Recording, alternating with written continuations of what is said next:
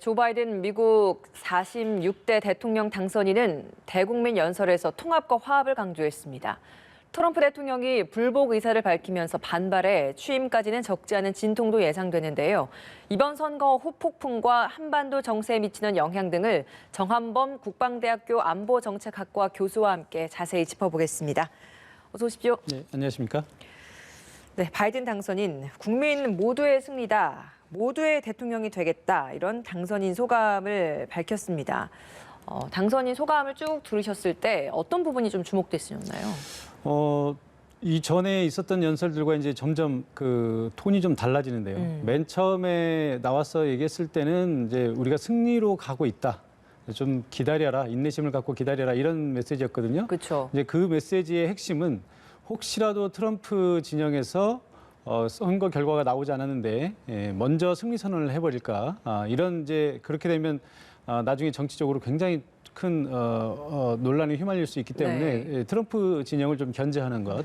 그리고 또 하나는 지지자들에게 처음 그 나와 있던 그 초반의 개표 상황을 보고 너무 빨리 성급하게 포기하거나 실망하지 말라라고 하는 인내심을 좀 강조를 했다면 그 이후에 이제 전세가 역전되면서부터는 바이든 후보의 메시지가 점점 선거 결과보다는 그 이후에 그러니까 통합 미국의 이후에 미국의 앞날에 대한 메시지로 점점 바뀌고 있는데요. 오늘은 이제 선거 결과가 뭐 거의 확정적이게 되다 보니까 특히나 이제 통합에 대해서 얘기를 했는데 통합에 대해서도 아주 자세하게 얘기를 했어요. 이제 우리가 모두가 미국인이고 모두가 적이 아니고 이제 우리가 서로가 귀를 기울이고 서로의 말을 들어야 된다. 이런 메시지를 남겼는데 아마 이제 지금까지 이 경쟁을 뒤로 하고 이제 미국을 앞으로 4년 동안 이끌어야 될 대통령으로서의 어떤 책임 이런 부분에 더 강조점을 둔 것이 아닌가 이렇게 생각이 듭니다. 예. 지금까지 나온 걸로 보면 279명의 선거인단을 확보한 상황입니다. 앞으로 조금 더 결과가 남은 주, 조지아, 애리조나 이런 것까지 합쳐지면 300명이 넘을 수 있는 가능성이 거의 뭐 굉장히 큰 것 같은데 이렇게 국민들이 바이든 후보, 그러니까 지금 당선인이지만 바이든 당선인을 선택한 가장 큰 이유는 어디에 있다고 보세요? 글쎄요, 무엇보다도 지난 4년간의 트럼프 대통령에 대한 이제 피로감이 컸겠지만 사실상 선거 공학적으로 본다면 이번 선거는 사실상 투표율의 싸움이었다. 저는 이렇게 해석을 하고 싶습니다. 그러니까 선거 전만 하더라도 각종 여론조사에서 특히 경합주에서 바이든 후보가 압도적으로 압도적이라고 하면 현재 5% 이상 이렇게 앞서는 것으로 이렇게 예측이 됐었는데요. 실제로 막상 뚜껑을 열어보니까 그렇지는 않았던 거예요. 그러니까 의외로 트럼프 지지표들도 굉장히 많이 나왔고요. 지금 몇몇 경합주들을 보면 사실상 50대 50에 가까운 그런 결과들이 나왔다고 볼 수 있겠죠. 그렇다고 본다면 지금 바이든 후보나 트럼프 후보나 거의 사상 최대 표를 얻고 당선이 되고 떨어지는 이런 후보가 되는 것 같은데 역시 그렇다고 한다면 이제 투표율 싸움이었다 이렇게 생각이 됩니다. 특히 이제 이번에 미국의 투표율이 굉장히 높게 나온 한 66.78% 이렇게 지금 예상이 되고 있는데요. 이것은 거의 1900년 이후에 사상 최고의 투표율이다 이렇게 지금 얘기가 되고 있고요. 아마도 이번에 굉장히 이제 확대된 사전 투표, 특히 이제 우편 투표의 영향이 컸지 않았나. 전 세계적으로 보면 사실 미국뿐만 아니라 대부분 우리나라도 그렇고요. 진보층이 투표 참여율이 굉장히 낮습니다. 보수층에 비해서. 그런데 이 진보층에서 이 우편 투표를 많이 활용해서 선거에 많이 참여한 것이 아닌가 이렇게 생각이 듭니다. 이번 대선 결과에서 또 하나 의미 있는 것이 바로 미국 역사상 첫 여성이자 흑인 부통령이 탄생했다는 점일 것 같습니다. 카멜라 해리스 부통령 후보 역시나 당선인이 된 상황인데 이 연설대에 올라서 부통령직을 수행하는 첫 여성이지만 마지막은 아닐 것이다. 또 이런 의미 있는 또 말을 남겼습니다. 이것도 좀 짚어봐야 될 것 같거든요. 이제 카밀라 해리스 사실은 지금 이제 대통령이 이 바이든이 됐기 때문에 바이든에게 스포트라이트가 쏟아지고 있습니다만 저는 사실 좀 중장기적으로 본다면 이 카멜라 해리스를 좀 눈여겨봐야 된다. 특히 우리 정치권에서. 왜냐하면 지금 말씀하신 대로 이 해리스는 사상 최초의 여성 부통령이자 사상 최초의 유색인 부통령이고요. 또 앞으로 지금 나이가 젊기 때문에 앞으로의 정치 역정도 굉장히 촉망된다고 이렇게 볼 수 있습니다. 특히 예. 지금 바이든 후보가 내년에 취임할 때 되면 만 78세거든요. 그렇다고 본다면 과연 바이든 대통령이 두 번째 임기까지 할 수 있겠느냐 이런 이제 걱정도 해야 될 거고요. 그렇다고 본다면 차기 대통령 선거에서 만약에 바이든이 건강이나 뭐 여타 이유로 인해서 재선을 포기하게 되는 그런 상황이 오게 된다면 그렇다면 가장 유력한 대통령 후보 중에 하나가 바로 이 해리스가 될 수 있다는 것이죠. 그렇다고 보면 특히 또 이제 임기 내에도 마찬가지입니다. 이 바이든 대통령이 역사상 가장 최고령 대통령이 될 거기 때문에 아마도 왕성하게 젊은 사람처럼 대통령직을 수행하기는 어려울 거거든요. 그렇다면 많은 부분이 이 젊고 역동적인 해리스에게 위임될 가능성이 높다고 이렇게 생각이 됩니다. 그렇기 때문에 우리 뭐 외교 당국에서도 충분히 뭐 알아서 고려를 하겠습니다만 중장기적으로 이 카멜라 해리스와 어떤 그 네트워크나 이런 것을 구축하는데 좀 더 많은 노력을 기울여야 되지 않을까 이렇게 생각을 합니다. 예, 앞으로 또 정치 분야에서 그 여성들의 영향력이 좀 더 강화되는 그 시작점이 될 것 같다라는 그렇습니다. 생각도 예. 듭니다. 트럼프 대통령은 이런 상황에도 불복하겠다라는 의사는 굽히지 않고 있습니다. 법적 대응으로 뭐 투표 결과는 바꾸기 어려울 것이다라는 관측이 지배적인 상황입니다만 아직까지도 이렇게 불복하고 있는 상황이지 않습니까? 그러니까 승리를 선언하면 다른 쪽에서는 그 패배를 인정하는 그 선언을 하기 마련이었고 그게 그간의 미국 대선에서의 아름다운 좀 관례였다라고 한다면 이번에는 이런 것들을 또 깨버린 상황이 됐거든요. 이 모습 좀 어떻게 좀 보십니까? 지난 4년간 우리가 미국 정치에서 그동안의 관례를 깨버린 사례를 뭐 한두 번 본 것이 아니기 때문에 역시 뭐 그다지 새롭거나 뭐 충격적이지도 않다 이런 반응인 것 같고요. 저 역시 마찬가지입니다. 그러니까 물론 뭐 트럼프가 대통령이 돼서 뭐 좋았던 점이 왜 없었겠습니까? 뭐 우리나라 같은 경우도 파격적인 북미 정상회담을 통해서 우리가 얻을 수 있었던 것도 많이 있었고요. 뭐 그런 부분 다 있었겠습니다만 예. 너무나 많은 부정적인 면들이 있었기 때문에 미국 사회가 여기에 대해서 굉장히 피로감을 갖고 있고요.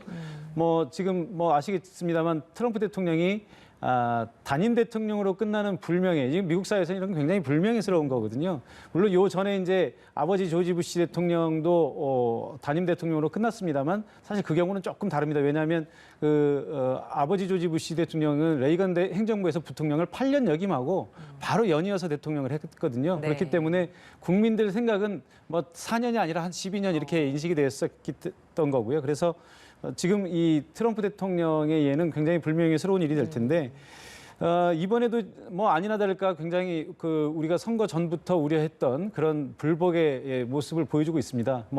어제도 제가 여기 와서 뭐 그런 말씀을 드렸습니다만 트럼프 대통령이 언제쯤 승복할 것이냐라는 것이 지금 제가 뉴스를 하면서 네. 제일 예측하기 어려운 질문이에요. 도저히 여기에 대해서는 저도 대답을 할 수가 없다. 다만 트럼프 대통령 주위에 있는 지지자들, 공화당의 핵심들이 하나씩 이탈을 할 것이다. 제가 어저께 그렇게 말씀을 드렸고요. 네. 그것은 뭐 앞으로도 지속적으로 하나씩 이탈하게 될 것이고 지금 트럼프를 지지하던 언론들도 하나씩 이탈을 하고 있습니다. 그렇기 때문에 트럼프가 고립무원이 되는 상황, 이때쯤이 돼야 아마 트럼프가 승복을 하지 않을까 생각되는데 그럼에도 불구하고 최악의 상황에는 트럼프가 바이든 대통령의 취임식 당일까지 승복하지 않는 이런 상황도 연출이 될 수 있을 것 같습니다.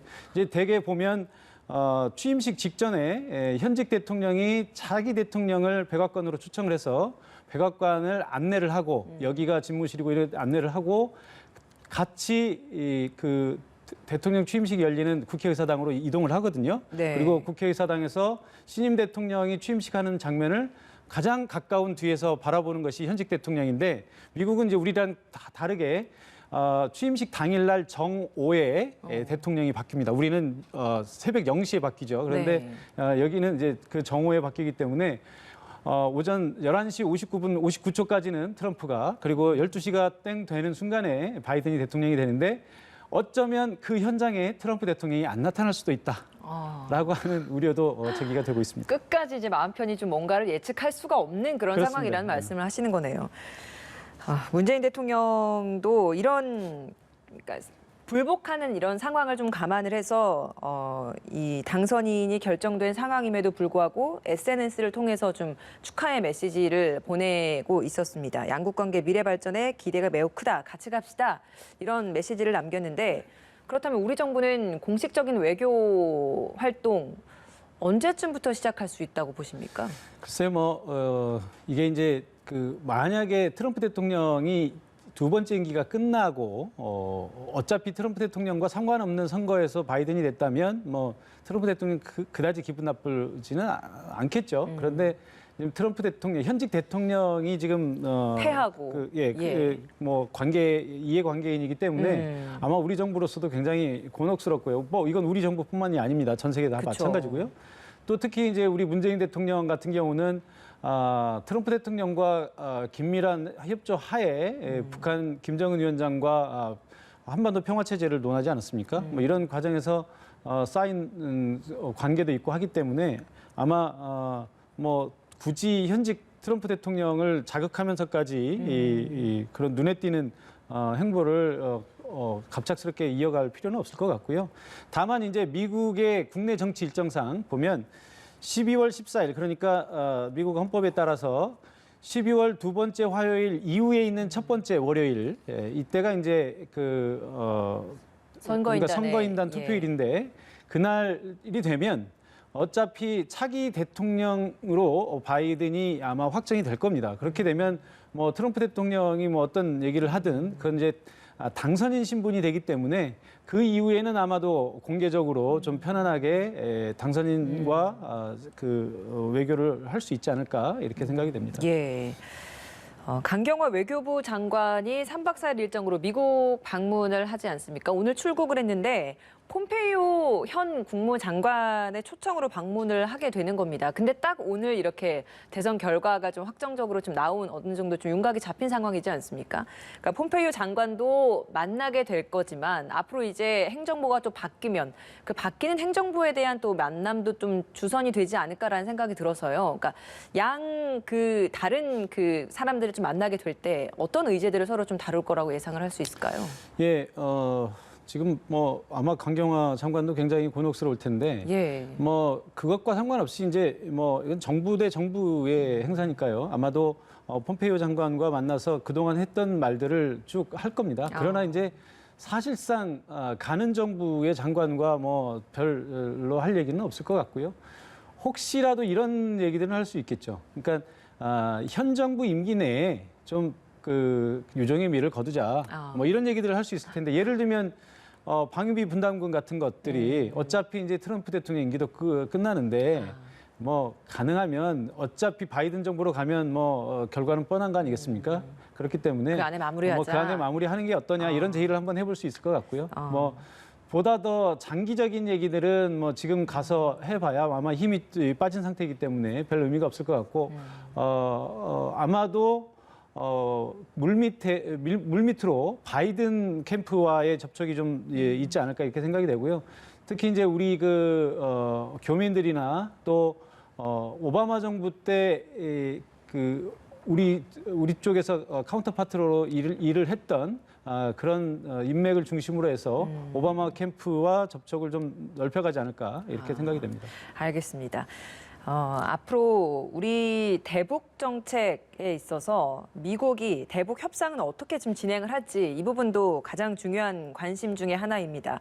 트럼프 정권 4년 동안은 뭐 다양한 분야에서 예측 불가능한 것들이 많았습니다만 대북 문제도 좀 유례 없이 톱다운 방식으로 정상회담까지 성사시키기도 했습니다. 물론 아직까지 뭐 결과물로서 어느 정도 성과가 있는 건 아닙니다만 그럼에도 불구하고 좀 새로운 모습을 본 건 사실이었는데 그렇다면 바이든 정권이 들어서고 나서는 톱다운 방식의 정상회담이나 이런 것들이 쉽게 이루어질 수 있을 것인가 어떻게 예상을 하십니까? 글쎄요, 톱다운 방식의 정상회담 이 부분에 대해서만큼은 아마도 트럼프 대통령 때만큼은 잘 안 될 거다라고 하는 것이 이제 중론이고요. 저도 같은 생각입니다. 예. 그런데 이제 뭐 여기에는 뭐 그 여러 가지 이유들이 있을 텐데 아까도 제가 잠시 말씀을 드렸습니다만 일단은 바이든 대통령이 굉장히 고령이라는 점도 참고를 해야 되는 거예요. 그러니까 모든 것을 바이든 대통령이 하기에는 너무 어렵다는 거죠. 네. 오히려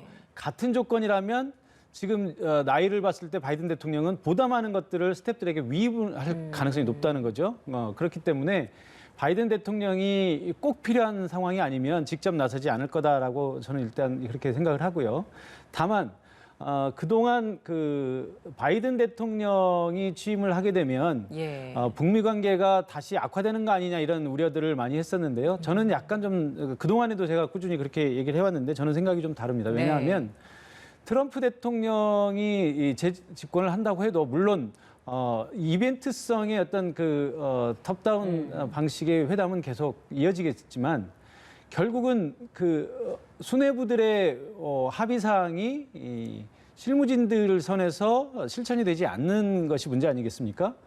현재 미국의 특히 이제 공화당 주류의 정치 사회에서는 이런 그 대개 이제 강압 외교를 하는 경향이 있기 때문에 북한과의 이런 상황에서 북한이 확실한 양보를 하지 않는 한 쉽게 합의가 되지 않을 거다 이렇게 보고요. 다만 거꾸로 바이든 정부는 이제 민주당 외교의 근간이 이제 온건 외교, 대화 외교이기 때문에 비록 초반에는 외교 정책을 가다듬고 이제 방향성을 설정하느라고 좀 시간은 걸릴 수 있겠습니다만 기본적으로 대화를 지향할 것이다 이렇게 생각이 되고요. 특히나 제가 주목을 해서 보는 부분은 무엇이냐면 바이든 정부도 지금 그 북한이 저렇게까지 나온다는 걸 트럼프 정부 때 처음 본 거예요. 그렇기 때문에 북한을 많이 알고 있는 사람은 없습니다. 그래서 우리 문재인 정부에게 많은 부분을 위임할 가능성이 높고요. 특히 아까 말씀드렸듯이 대화 외교, 온건 외교를 하기 때문에 동맹국의 말에 귀를 기울입니다. 북한 역시 그동안 그 하노이 회담 이후로 우리 정부와 굉장히 각을 지면서 소원하지 않았습니까? 그런데 이제 다시 또 민주당 정부와 대화를 해야 되기 때문에 역시 우리 정부에게 다시 의지할 수밖에 없다. 이런 상황이라고 본다면 여전히 이 바이든 정부에서도 우리 한국의 주도권, 한국의 중재자로서의 이미지를 뛰어넘는 주도자로서의 이미지가 오히려 형성될 수도 있는 그런 기회다 저는 이렇게 보고 있습니다. 예, 알겠습니다. 오늘 말씀 여기까지 듣겠습니다. 정한범 국방대학교 안보정책학과 교수와 함께했습니다. 고맙습니다. 네, 고맙습니다.